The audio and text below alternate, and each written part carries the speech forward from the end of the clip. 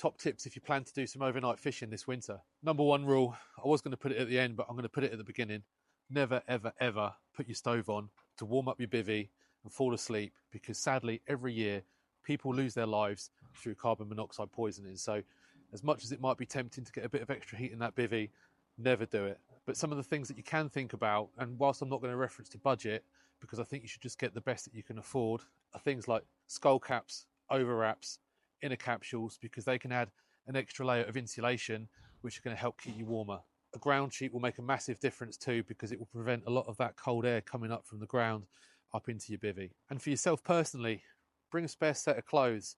Make sure you've got decent thermal clothing, trousers, layers, tops, waterproofs, and bring some spares, because if they get wet and it's cold, you're going to have an absolute nightmare. Even if you have to leave them in the car, it's worth having them. And the cold winter months aren't really the time for Crocs, so a good pair of boots, wellies, and if you can get some that are lined, that will make all the difference.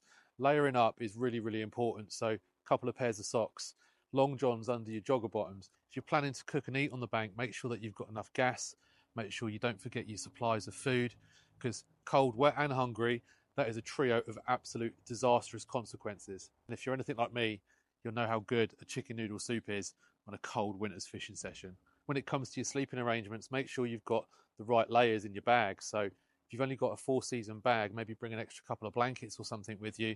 Or if you are able to purchase a 5-season bag, that will really make all the difference. Make sure your head and your hands are warm too. So a good beanie hat, some gloves, that's going to really make sure that you don't get cold ears, cold fingertips.